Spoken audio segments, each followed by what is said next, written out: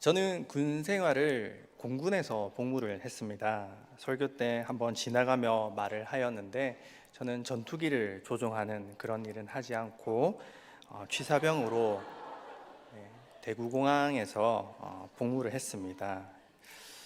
그곳에서 한 1000명 정도의 군인들을 대상으로 밥을 하고 요리를 하였었는데요. 믿기는 어려우시겠지만 그때 당시 저의 이두와 삼두 그리고 전완근은 아주 두껍고 힘이 좋았습니다.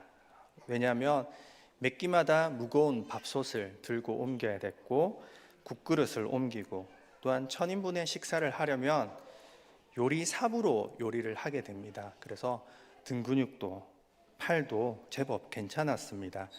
그러나 그때 이후로 다시는 그런 그때 몸을 가져본 적은 없습니다. 어쨌든 말년이 다 되어 갈 때쯤 이제 여름도 슬슬 다가오고 멋진 몸을 가져보고 싶다라는 생각에 체력 단련장에 가서 헬스를 시작하게 되었는데 대부분이 처음 보는 기계라서 어떻게 하는지를 제가 잘 몰랐습니다. 무게 중량도 어떻게 하는지를 몰라서 그냥 중량판을 끼워보고 적당히 무겁다 싶으면 그걸 이제 걸고 들어 올리는 것이었죠.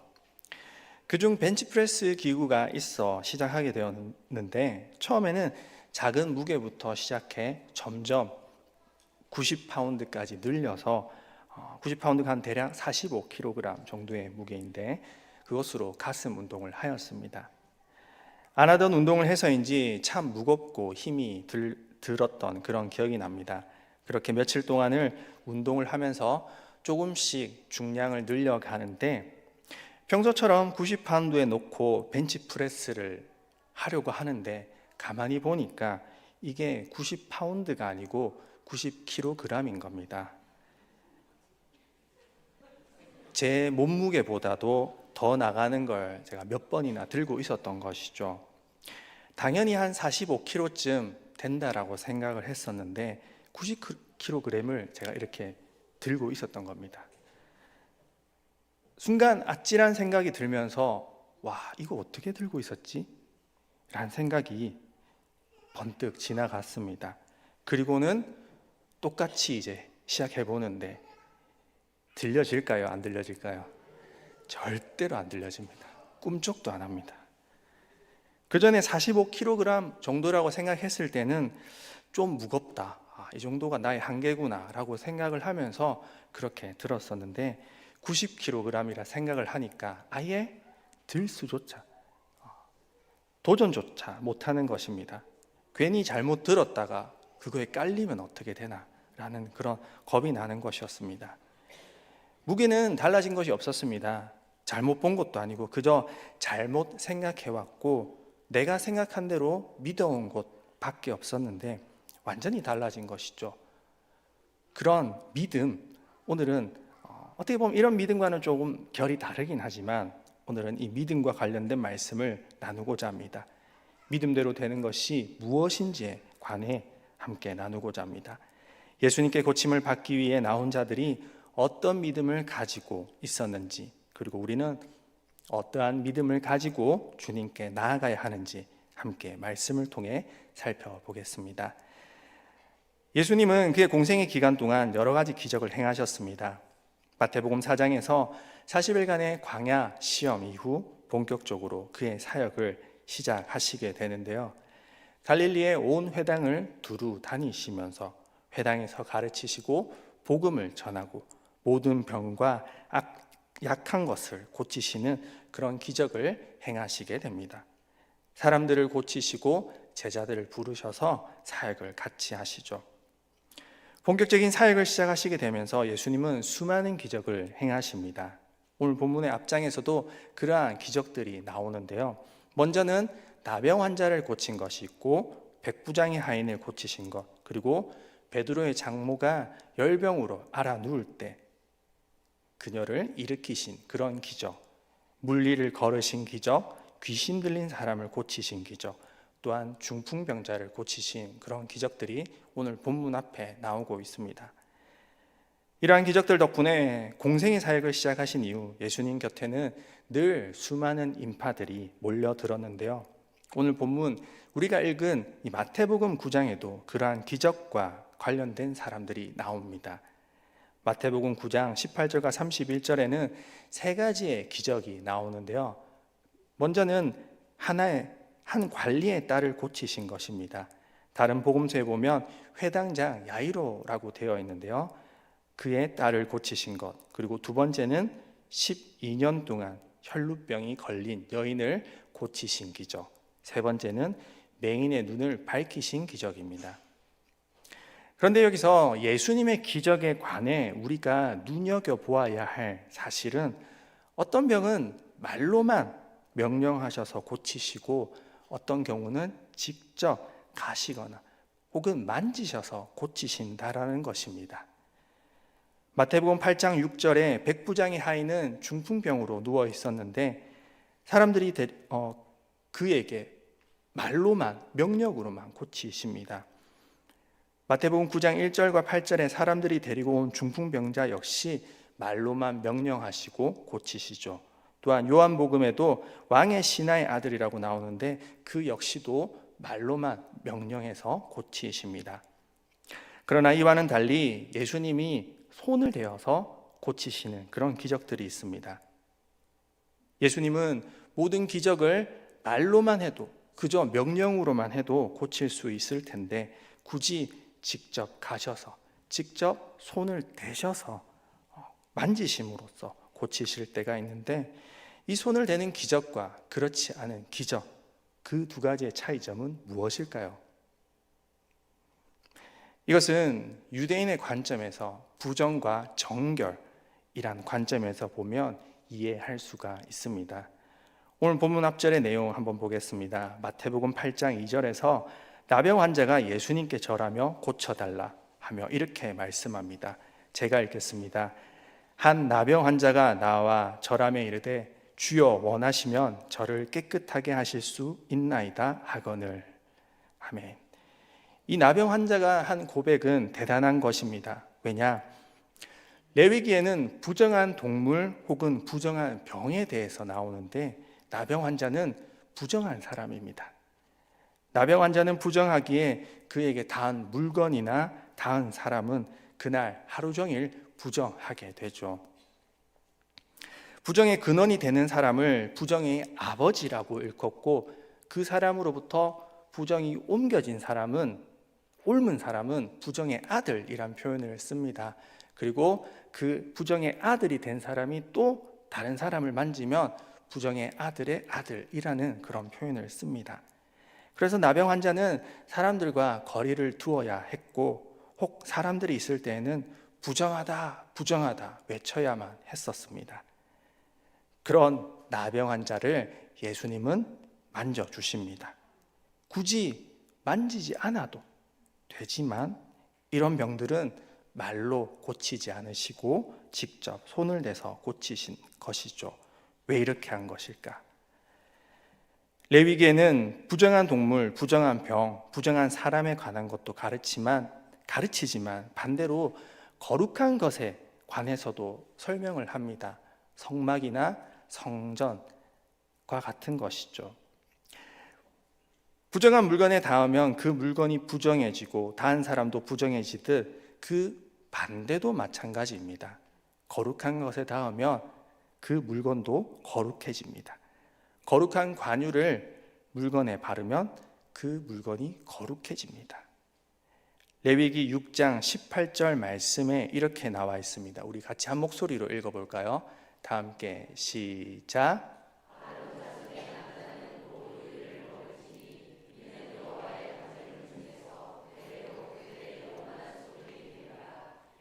만지는 자마다 거룩하리라.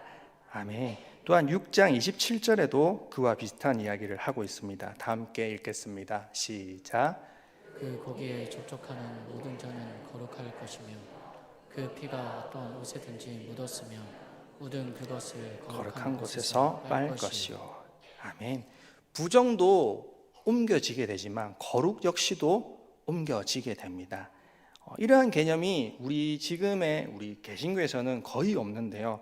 가톨릭에는 여전히 이러한 개념이 조금 남아 있습니다. 성수와 같은 것들이죠. 그래서 영화 같은 데 보면 수조에다가 십자가를 이렇게 거룩한 성인의 십자가를 담으면 그 물 자체가 성수가 되어서 이렇게 막 스프링쿨러처럼 막 뿌려지면 영화에서 악마들이 막 타는 그런 모습을 보게 되는데요.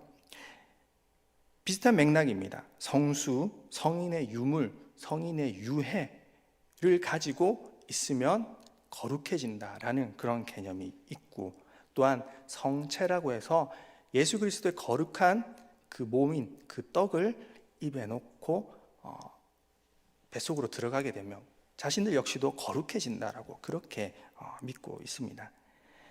이와 비슷한 맥락에서 나병 환자는 부정한 자입니다. 그런 그가 깨끗해지는 방법 무엇이 있을까요? 이 개념을 우리가 알고 있다라면 거룩한 것에 닿으면 됩니다.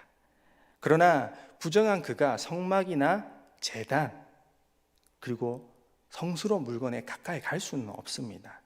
그냥 낫기를 기도하고 기다리거나 좋은 약을 써보는 것이 다인 것이죠. 그런 상황에서 기약도 없이 희망도 없이 있던 나병 환자에게 소문이 들립니다. 예수님이란 분이 모든 병을 치유할 수 있다라는 소식을 들은 것이죠. 그러나 이 나병 환자 전까지 예수님께서 나병 환자를 고치신 일은 없었습니다. 다른 복음서에도 나병 환자를 고치신 이야기가 나오지만 같은 사람의 이야기를 기록한 것으로 보입니다. 그런 가운데 이 나병 환자가 와서 자신을 고쳐달라고 하는 것이죠. 주여, 원하시면 저를 깨끗게 하실 수 있나이다.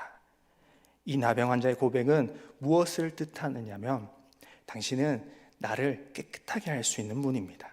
당신은 하나님의 거룩한 자입니다 라는 고백인 것입니다. 그의 고백에 예수님은 기뻐하셨습니다. 그 전까지 이런 믿음을 가진 사람이 없었기 때문이고 그 고백이 아주 큰 믿음의 고백이면서 하나님의 거룩한 자입니다 라는 그의 고백이 어떤 의미인지를 아셨기 때문입니다. 이에 손을 내밀어 그에게 대시며 말씀하십니다. 마태복음 8장 3절에 이렇게 말씀합니다. 내가 원하노니 깨끗함을 받으라. 그 즉시로 나병이 깨끗해집니다. 깨끗함을 받으라라고 예수님이 표현을 하시는 것이죠.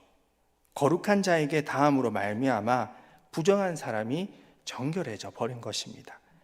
그래서 예수님은 특히 부정한 자들을 고치실 때는 어떻게 고치신다? 만져서 고치십니다. 직접 손을 대어서. 이게 이때 당시 유대인들에게는 큰 충격이었을 것입니다. 바리새인들에게도 마찬가지겠죠. 그리고 이후로 그 소문을 들은 수많은 부정한 사람들이 몰려오게 됩니다. 오늘 본문 말씀 속 사람들도 마찬가지입니다. 관리에 따른 오늘 본문, 평행 본문인 누가복음에는 회당장 야이로의 딸이라고 되어 있는데요. 이 회당장 야이로는 18절에서 예수님께 이렇게 고백합니다. 마태복음 9장 18절 말씀입니다. 우리 같이 한 목소리로 읽겠습니다. 시작. 이 말씀을 하실 때 한 관리가 와서 절하며 이르되 내 딸이 방금 죽었사오나 오셔서 그 몸에 손을 얹어 주소서. 그러면 살아나겠나이다 하니. 아멘. 아멘. 여러분, 부정한 것 중에서 가장 부정한 것이 무엇일까요? 죽은 시체입니다. 시체. 그런데 뭐라고 지금 요구하고 있는 겁니까? 그 몸에 손을 얹어 달라 이야기합니다. 이미 죽었습니다. 방금 죽었지만 손을 좀 올려주십시오. 이런 건 함부로 말하기도 어렵고 아주 무례한 요구입니다. 20절에 혈루병 걸린 여인도 부정한 자입니다. 이 여인도 어떻게든 고침을 받기 위해 어떻게 하였습니까? 거룩한 것에 닿기 위해 노력하였습니다. 27절에 맹인은 어떠합니까? 맹인은 부정하다 하기엔 조금 애매합니다. 그러나 맹인이 부정하다라고 직접적으로 말하진 않지만 레위기 21장 18절에는 성막에 가까이 다가오지 못하는 자들의 맹인이 포함되어 있고 21장 23절에는 그들로 하여금 성소를 더럽히지 못하게 해야 한다라고 그렇게 적시하고 있습니다. 맹인은 그래서 엄밀히 말하면 정결한 존재는 아닌 것이죠. 앞이 보이지 않기에 부정한 것을 분간하지 못하기에 언제 부정한 짐승의 사체나 곤충의 사체나 부정한 물건을 만졌는지 알 수 없기 때문인 것입니다. 결국 거룩한 존재라고 보기는 힘든 사람들이죠. 그런 이들을 예수님은 어떻게 고치셨느냐? 직접 만져서 혹은 예수님을 만지려고 함으로써 그들이 고침을 얻게 된 것입니다. 말로 고치지 않으시고 직접 만지셔서 맹인들의 눈을 만지시고 또한 죽은 관리의 딸을 일으키신 것입니다. 오늘 본문의 세 부류의 사람들은 공통적으로 가진 믿음이 있었습니다. 그것은 바로 예수님을 성물 혹은 거룩한 사람으로 여겼다라는 것입니다. 그러기에 만지기만 하면 나을 것이란 그런 믿음을, 그런 희망을 가졌습니다. 자신을 거룩하게 깨끗게 하실 분이란 그런 믿음을 가졌습니다. 그리고 예수님은 그 믿음에 응답하시죠. 앞서 말씀드렸다시피 예수님은 말로 명령해서 고치셔도 되는 분입니다. 전혀 상관없는 분입니다. 그렇지만 이들에게 손을 대어 고쳐주십니다. 왜냐? 그들이 그렇게 믿고 있었기 때문입니다. 만져야 낫는다라고 믿고 있기에 믿음대로 고쳐주십니다. 그래서 부정한 자들은 특히 만져서 고쳐주시는 것이죠. 부정한 자들이 거룩해 되는 유일한 방법은 그때 당시로는 예수님을 만지는 것이었습니다. 자신들의 문제를 해결할 분은 오직 예수님밖에 없다는 사실을 믿었습니다. 그리고 그 믿음 가운데 예수님께 고침을 받았던 것입니다. 말씀을 묵상하는 가운데 오늘 본문 예수님의 말씀이 저는 참 와닿았습니다. 29절에 눈을 만지시며 너희 믿음대로 되라 하신 그 말씀. 오늘 우리에게 주시는 말씀은 무엇이겠습니까? 그것은 두 가지입니다. 먼저 첫 번째는 우리를 죄로부터 깨끗게 하실 수 있는 분은 누구입니까? 예수 그리스도입니다. 죄로 인해 부정한 우리가 깨끗게 되는 방법은 오직 예수 그리스도밖에 없음을 우리는 믿어야 합니다. 내 모든 죄를 해결하시고 고칠 수 있는 분은 오직 예수님밖에 없음을 믿음으로 고백해야 합니다. 지금은 사순절 기간입니다. 예수님은 십자가에 죽으시고 우리의 모든 죄를 담당하시기 위해 이 땅에 오셨습니다. 그 일을 위해 오신 분이 바로 우리 예수님이십니다. 살기 위해 이 땅에 오신 것이 아닌 죽기 위해 이 땅에 오신 분. 십자가에서 피 흘리사 우리를 죄로부터 깨끗게 하기 위하여 오신 분임을 우리는 믿음으로 고백해야 합니다. 나의 죄를 씻고 나를 거룩해 하사 의인 삼아 주시고 하나님 나라에 가게 하실 분은 오직 예수 그리스도를 믿는 것밖에 없습니다. 이것을 믿고 살아가는 저와 여러분이 되기를 원합니다. 또한 두 번째로 구원의 문제뿐만 아니라 우리 인생의 여러 가지 문제를 해결할 수 있는 분도 오직 주님밖에 없음을 우리는 고백해야 합니다. 오늘 저와 여러분의 삶에 해결되지 않는 문제가 있습니까? 날마다 기도하는 그런 기도 제목이 있습니까?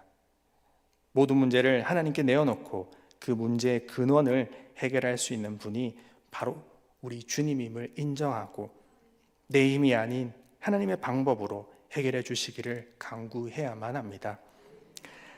그러나 때때로 우리는 우리의 생각으로만, 우리의 방식으로만 문제가 해결되길 믿고 기도할 때가 있습니다. 자녀가 잘 되길 기도하면서 하나님께 이번에는 꼭 이 길로 가야 됩니다. 꼭 이 학교로 진학을 해야 합니다.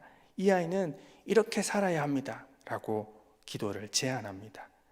그러나 자녀가 좋은 학교, 좋은 진로로 가는 것이 하나님의 뜻은 아닙니다. 우리 눈에 좋은 길이 우리의 생각으로 응답받는 것이 제일 좋은 것은 아니란 것이죠. 베데스다 물가의 38년 된 병자는 자신이 아는 방법으로만 병이 나을 줄 알았습니다.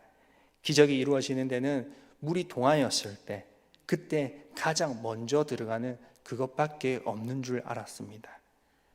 말씀으로 고칠 수 있는 분이 그의 바로 앞에 있는데도 자신을 못에 넣어줄 사람이 없다라고 한탄하는 자가 바로 그 병자였습니다.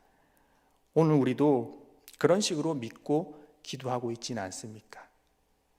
본문의 말씀처럼 그저 말로 명령하는 것만으로도 충분히 고칠 수도 있는 분인데 우리는 우리의 생각대로, 우리의 믿음대로 해결을 받을 수 있을 것이라고만 생각하곤 합니다.